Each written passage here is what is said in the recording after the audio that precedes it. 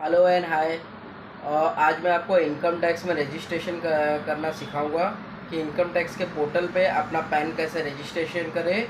और आपको ये सारा डेटा मैं आपको एक पीपीटी के थ्रू बताऊंगा, क्योंकि मैंने इससे पहले वीडियो अपलोड किया था बट उसमें कहीं मुझे किसी कस्टमर का डाटा मैंने लीक हो गया था, तो इस वजह से यूट्यूब ने वो वीडियो को जो है डिलीट करवा दिया था, या आप एक तरीके से सोचो कि उसे ब्लॉक कर दिया था ऐसे अपलोड करने से।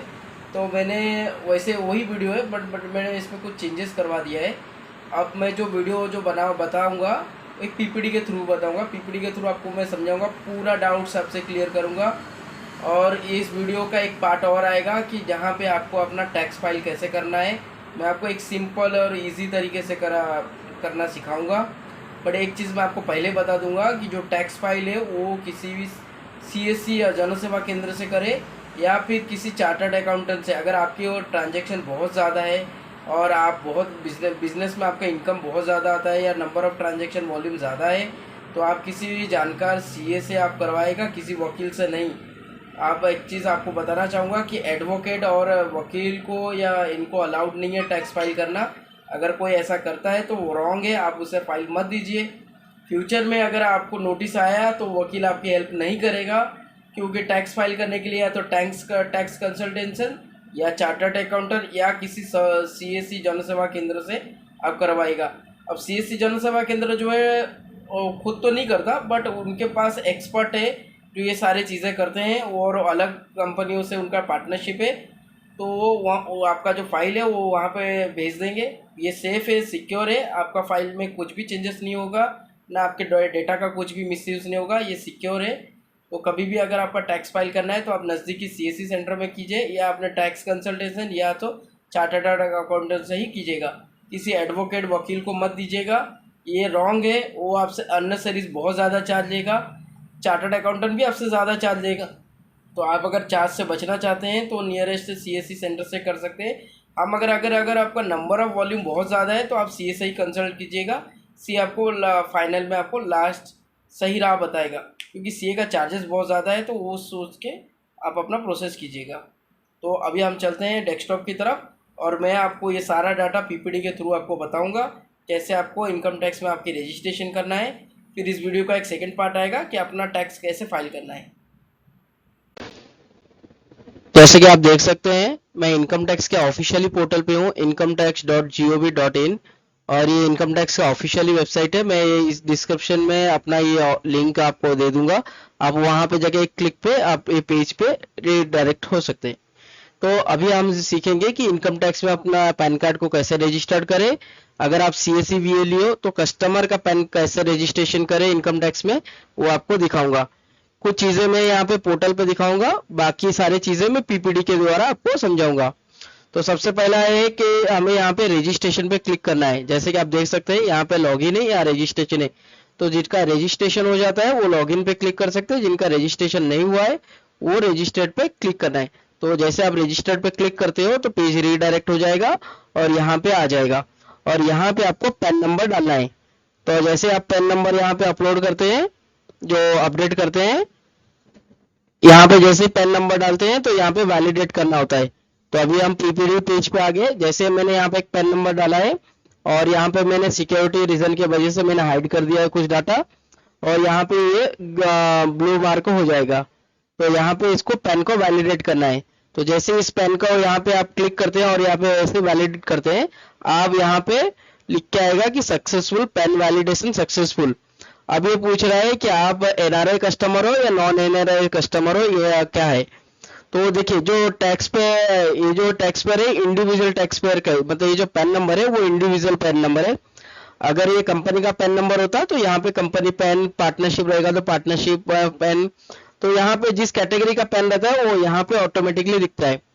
तो यहाँ पे पैन नंबर जैसे आप यहाँ पे वैलिडेट करोगे, यहाँ पे लिख के आएगा सक्सेसफुल पैन वैलिडेट, सक्सेसफुल हो गया। यहाँ पे पूछते ये बता रहा है कि इंडिविजुअल पैन है, तो आपको यस करना है। अगर आपको लगता है आपने पैन नंबर डाला बट यहाँ पे सक्सेसफुल होने के बाद में अगर इंडिविजुअल नहीं दिखाता है, तो इसका मतलब ये समझ जाएगा कि आपने कुछ रॉन्ग पैन नंबर अपडेट किया है। तो यहाँ पे आपको राइट पैन नंबर डालना है जैसे कि आपके पैन कार्ड पे है, और यहाँ पे ये यहाँ पे यस करना है। यस करने के बाद में ये कंटिन्यू पे क्लिक करना है। तो जैसे आप यस करोगे यहाँ पे कंटिन्यू बटन ब्लू हो जाएगा। यहाँ पे आपको ब्लू करना है, ब्लू पे क्लिक करना है, कंटिन्यू पे ब्लू जो है आपको क्लिक करना है। जैसे आप क्लिक करेंगे सेकंड पेज पे आ जाएगा और आप देख सकते हैं सेकंड पेज पे आने के बाद में यहाँ पे आपको पैन नंबर दिखेगा। ठीक है, पैन नंबर जैसे आपको दिखेगा यहाँ पे आपका लास्ट नेम और यहाँ पे फर्स्ट नेम, यहाँ पे मिडिल नेम। किसी किसी का मिडिल नेम नहीं होता है तो यहाँ पे फर्स्ट नेम और यहाँ पे लास्ट नेम डालना है। यहाँ पे डेट ऑफ बर्थ डालना है। यहाँ पे आप मेल है या फीमेल वो लिखना है। अगर आप मेल है तो अगर किसी पुरुष का कर रहे हो तो मेल करना है, किसी महिला का कर रहे हो तो फीमेल करना है। अगर आप किसी ट्रांसजेंडर का कर रहे हो तो यहाँ पे ट्रांसजेंडर पे क्लिक करना है। तो बेसिकली मैक्सिमम कस्टमर हमारे मेल और फीमेल होते हैं, ट्रांसजेंडर बहुत कम ही आते हैं। तो आप देख लीजिएगा कि पैन कार्ड में उनका मेल है कि फीमेल है। उसके बाद में डेट ऑफ बर्थ सेलेक्ट करना है। उसके बाद में यहाँ पे रेसिडेंशियल या नॉन रेसिडेंशियल, मतलब जो कस्टमर है एनआरआई कस्टमर होते हैं उनको नॉन रेसिडेंशियल आता है और जो इंडियन कस्टमर है वो रेसिडेंशियल आता है। देखो एनआरआई कस्टमर भी इंडियन होते हैं मगर वो क्या करते हैं कि उनका पैन तो रहता है इंडिया में मगर वो पैन कार्ड इंडिया के बाहर नहीं चलता, तो उसके लिए उनको एनआरआई का पैन कार्ड देते हैं। एनआरआई पैन कार्ड दो प्रकार के होते हैं, एक आधार बेस पे होता है और एक नॉन आधार बेस पे होता है। जो उसके पासपोर्ट के बेस पे होगा, नॉन आधार बोलेंगे तो पासपोर्ट, क्योंकि उनके पास तो आधार कार्ड होता ही नहीं हो तो पासपोर्ट के बेस पे पैन कार्ड बनाते हैं, तो उन्हें एनआरआई कस्टमर बोलते हैं। तो ये पूछ रहा है कौन किस कैटेगरी का कस्टमर हो, तो मैं इंडिविजुअल और इंडियन कस्टमर हूँ तो यस करना है। अगर आप एनआरआई कस्टमर हो तो नॉन रेसिडेंशियल पे क्लिक करना है। तो जैसे आप रेसिडेंस पे क्लिक करेंगे तो पेज आपको रिडायरेक्ट कर देगा। यहाँ कंटिन्यू पे क्लिक करना है। कंटिन्यू पे जैसे क्लिक करोगे तो पेज रिडायरेक्ट हो जाएगा। यहाँ पे आपको अपना मोबाइल नंबर देना है। देख सकते हैं यहाँ पे जो मेरा रेड मार्क किया हुआ है एरो, यहाँ पे आपको मोबाइल नंबर देना है। यहाँ पे क्लिक करना है। यहाँ पे जैसे आप क्लिक करोगे पूछेगा कि आप जो मोबाइल नंबर दिए हो ये आप ही का मोबाइल नंबर है या फ्रेंड्स या रिलेटिव या किसी और का है, तो आपको वहां पे सेलेक्ट करना है। यहाँ पे ईमेल आईडी देना है। यहाँ पे वही चीज पूछेगा कि ईमेल आईडी आपका है कि किसी और का है, तो वहां पे बहुत सारे डेटा रहेगा। उसके बाद में लैंडलाइन नंबर आप दे सकते हैं या आप नहीं भी दे सकते, तो यहाँ पे मैंने क्रॉस किया है क्योंकि मुझे देना जरूरी नहीं है, तो मैंने क्रॉस किया है तो मुझे देने की जरूरत नहीं है। आपको अगर देना है तो आप दे सकते हैं, नहीं तो इग्नोर कर सकते हैं। उसके बाद में यहाँ पे आपको एड्रेस फिलअप करना है और यहाँ पे पिन कोड, यहाँ पे आपका पोस्ट या आपका एरिया, यहाँ पे सिटी एंड स्टेट। तो एक डेमो के लिए मैंने ये पेज बनाया है। देखो ये इसमें ऐसा ही फिलअप करना है। ये मोबाइल नंबर फेक है और ईमेल आईडी फेक है, मैंने एक बताने के लिए किया है। तो आपको ऐसा है जैसे कि यहाँ पे देख सकते हैं, अगर सेल्फ मोबाइल नंबर है तो सेल्फ पर डालना है, अगर फ्रेंड फैमिली का है तो वहाँ पे फ्रेंड फैमिली डालना है। देखो ईमेल आईडी भी सेम है और यहाँ पे देखिए आपका एड्रेस और आपका पिन कोड या आपका लोकेशन या आपका एरिया और ये आपका पोस्ट ऑफिस और ये आपका सिटी और ये आपका कौन सा स्टेट को ये बिलोंग कर रहे हो। उसके बाद में यहाँ आने के बाद में जो मोबाइल नंबर और ईमेल आईडी दिए हो, यहाँ पे जो ईमेल आईडी है और ये जो मोबाइल नंबर है उस नंबर पे एक ओटीपी जाएगा। इनकम टैक्स से एक ओटीपी जाएगा, तो पहले मोबाइल नंबर पे ओटीपी फिलअप करना है, फिर आप वो ईमेल आईडी चेक करना है। तो ईमेल आईडी में जो ईमेल आता है इनकम टैक्स की तरफ से वो डू नॉट रिप्लाई से आता है। Email do not reply @incometax.gov.in से ईमेल आता है और ईमेल पे एक ओटीपी की जगह पिन नंबर लिखा रहेगा, वो पिन नंबर यहाँ पे फिलअप करना है। जैसे आप फिलअप करते हैं और ओटीपी और इसमें, तो यहाँ पे कंटिन्यू पे आपको क्लिक करना है। जैसे आप कंटिन्यू पे क्लिक करोगे यहाँ पे आपका पैन नंबर दिखाएगा, यहाँ पे आपका नाम दिखाएगा, यहाँ पे आपका डेट ऑफ बर्थ, आप मेल जेंडर हो कि फीमेल जेंडर हो, ये रेसिडेंशियल ऑफ इंडिया है और रेसिडेंशियल यहाँ पे आपका मोबाइल नंबर या आपकी ईमेल आईडी। तो इनकम टैक्स में ये ईमेल आईडी मोबाइल नंबर हमेशा रहेगा। ये एड्रेस है, ये किसी कस्टमर का मैंने फेक एड्रेस यहाँ पे एडिट किया हुआ है, तो यहाँ पे पिन कोड है, ये उड़ीसा का एड्रेस है मगर फेक है, तो यहाँ पे मैंने एडजस्टेबल किया है। तो ये डेटा आपका फिलअप हो जाएगा। जैसे आप फिलअप करोगे और यहाँ पे कंटिन्यू पे क्लिक करोगे, जैसे इस कंटिन्यू पे क्लिक करते हैं तब पेज रिडायरेक्ट हो जाएगा। यहाँ पे लिख के आएगा ये पैन कार्ड जो है किसी इंडिविजुअल का है। उसके बाद में आपको पासवर्ड क्रिएट करने के लिए बोलेगा। यहाँ पे आपको पासवर्ड क्रिएट करना है। 5 अक्षरों का अल्फाबेट्स होगा, एक स्पेशल कैरेक्टर होगा, 4 अंकों का नंबर रहेगा। आपको रिपीट करूंगा, जो पासवर्ड है इनकम टैक्स का 5 अक्षर के अल्फाबेट्स होता है, एक स्पेशल कैरेक्टर और 4 नंबरिक रहता है। तो आपको इजीली रहेगा। जैसे कि आपका नाम है साहू, तो आप लिखिएगा जो पासवर्ड है SAHU, बहुत सारे लोग लिखते हैं SAHOO साहू @ पासवर्ड जो है कुछ यूनिक रखिएगा, 1 2 3 4 मत रखिएगा, तो इससे आपका अकाउंट जो है हैक होने का ज्यादा संभावना है। तो आप अपना डेट ऑफ बर्थ डाल सकते हैं 1990 1995। तो आपका मान लीजिए आपका नाम राकेश है तो RAKESH और 1974, या आपके नाम अभय है तो आप अपना नाम लिखिएगा अभय @ 1986। तो जो भी है आप लिखना है।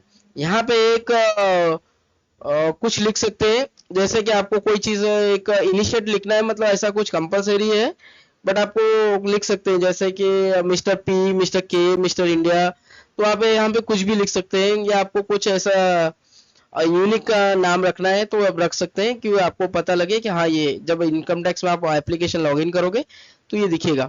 तो यहाँ पे आपको मैंने बताया पासवर्ड का कैसे करना है, क्या पासवर्ड रखना है, कैसे पासवर्ड रखना है। उसके बाद में यहाँ पे आप अपना कोई भी यूनिक नेम लिखने के बाद में आपको जब लिखोगे तो आपको ऐसा दिखेगा। अगर आपका पासवर्ड सेम है तो यहाँ पे लिख के आएगा सक्सेसफुल स्ट्रॉन्ग। यहाँ पे मतलब आपने जो पासवर्ड क्रिएट किया वो स्ट्रॉन्ग पासवर्ड है, तो ऐसा लिखना है। आपको कुछ भी 1 2 3 4 00 00 ये नहीं डालना है, तो सिस्टम एक्सेप्ट नहीं करेगा। तो आपको यूनिक ही रखना है। और जैसे कि मैंने यहाँ पे बताया था पर्सनलाइज मैसेज, तो मैंने मिस्टर पी लिखा है, ठीक है। तो आप यहाँ पे कुछ भी लिख सकते हैं, मगर आप अपना पूरा नाम नहीं लिख सकते, या अपने सरनेम या मिडिल नेम या फर्स्ट नेम ऐसा कुछ भी नहीं लिख सकते। अगर आप ऐसा कुछ लिखोगे तो एरर आएगा, एप्लीकेशन सबमिट नहीं होगा। तो यहाँ पे कुछ यूनिक नाम लिखना है। तो आप जैसे भी यहाँ लिख सकते हो, जैसे कि मैंने पी लिखा है, आप मिस्टर अभय आपका नाम लिख सकते हैं, जैसे कि राम, या आपके नाम middle name first name last name में इन चारों से मैच ही ना खाता हो तब वो लिखेंगे तो एक्सेप्ट करेगा, नहीं तो ये एक्सेप्ट नहीं करेगा। उसके बाद में आपको रजिस्टर्ड पे क्लिक करना है। जैसे इस रजिस्टर्ड पे क्लिक करोगे तो आपको एक मैसेज आएगा रजिस्ट्रेशन सक्सेसफुली। यहाँ पे आपका ट्रांजेक्शन रेफरेंस नंबर, मतलब एक एप्लीकेशन जब रजिस्टर्ड हो जाएगा तो आपको एक रेफरेंस नंबर आएगा, और ये रेफरेंस नंबर का कोई लेना देना नहीं है। यहाँ पे आपका पैन नंबर दिखेगा, यही आपकी यूजर आईडी यहाँ पे लिखा हुआ है, और ई फाइलिंग पोर्टल यूजर आईडी और ये पैन नंबर, जो आपका पैन नंबर ही है वो यूजर आईडी। इनकम टैक्स के चाहे कोई भी कस्टमर हो, कितना भी बड़ा कस्टमर होने दो, तो उनका जो यूजर आईडी है वो सभी का कॉमन है, उनका पैन नंबर ही यूजर आईडी है। पासवर्ड वो जो क्रिएट किया वो जब भी लॉगिन करेंगे तो उनका यूजर आईडी यही देना होगा। जैसे यूजर आईडी यहाँ पे दिखेगा, यहाँ पे आपका मोबाइल नंबर या कम्युनिकेशन आधार नंबर जो ईमेल आईडी और मोबाइल नंबर यहाँ पे दिखेगा। अगर ये सब कुछ सही है तो प्रोसेस टू लॉगिन करना है, क्योंकि आपकी ये यहाँ पे सक्सेस हो गया तो मतलब इनकम टैक्स में आपकी रजिस्ट्रेशन सक्सेसफुली हो गया है। उसके बाद में यहाँ पे आपको लॉगिन करना है। जैसे आप यहाँ पे लॉगिन करोगे तो आपको पैन नंबर मांगेगा। तो जैसे एक मिनट के, जैसे आप इनकम टैक्स के पेज में आ जाओगे, जैसे कि मैंने बताया था रजिस्ट्रेशन के लिए इस पे क्लिक करना है, और जिनकी रजिस्ट्रेशन हो चुका है इस पे क्लिक करना है लॉगिन पे। तो आपको इसको लॉगिन पे, क्योंकि आपकी रजिस्ट्रेशन सक्सेसफुल हो गया है, तो यहाँ पे आपको पैन नंबर यहाँ पे अपडेट करना है। पैन नंबर डाल के इसे कंटिन्यू पे क्लिक करना है और देन लॉगिन हो जाओगे। तो आज का वीडियो यहीं तक था। तो आपको ये वीडियो कैसा लगा आप मुझे कमेंट करके बता सकते हैं। अगर आपको कुछ भी जानकारी आपको इनकम टैक्स से रिलेटेड आपको चाहिए तो आप मुझे जो YouTube के जरिए आप लिंक पे आके अपना कमेंट दे सकते हैं। मैं कोशिश करूंगा आपकी प्रॉब्लम का जल्द से जल्द सॉल्यूशन बताऊं, और कैसे आपको इनकम टैक्स फाइल करना है वो भी बताऊंगा। और इसके बाद मैं एक और वीडियो अपलोड करूंगा जहां पे आपका 26 AS आपको कैसे देखना है, और इसमें उसमें क्या फर्क है, और 26 AS से आप कैसे समझेंगे कि आपका टैक्स कितना कटा है, किसने काटा है, तो कैसे समझेगा। तो ये मैं आपको नेक्स्ट वीडियो में आपको बताऊंगा। तो आप मुझे मेरे चैनल को सब्सक्राइब कीजिएगा, बेल की घंटी ऑन रखिएगा। अगर आपको कुछ भी अगर इम्पोर्टेंट लगे और क्वेरी है तो आप मुझे व्हाट्सएप पे या फिर आप मुझे इस कमेंट में आप बता सकते हैं। मैं आपकी प्रॉब्लम का सॉल्यूशन जल्द से जल्द ट्राई करूंगा कि देने के लिए, आपके हर प्रॉब्लम का सॉल्यूशन इजीली आपको बता सकूं, गाइड कर सकूं। तो ये वीडियो जो है मैंने CSC के रिलेटेड बनाया था, जो CSC के VLE है, जो इनकम टैक्स में काम करना चाहते हैं बट उनको आइडिया नहीं है कैसे करना है, स्टेप बाय स्टेप मैं उनको सिखा रहा हूं। तो अगर आप मुझसे कुछ सीखना चाहते हैं तो आप मेरे चैनल को सब्सक्राइब कर लीजिएगा। धन्यवाद।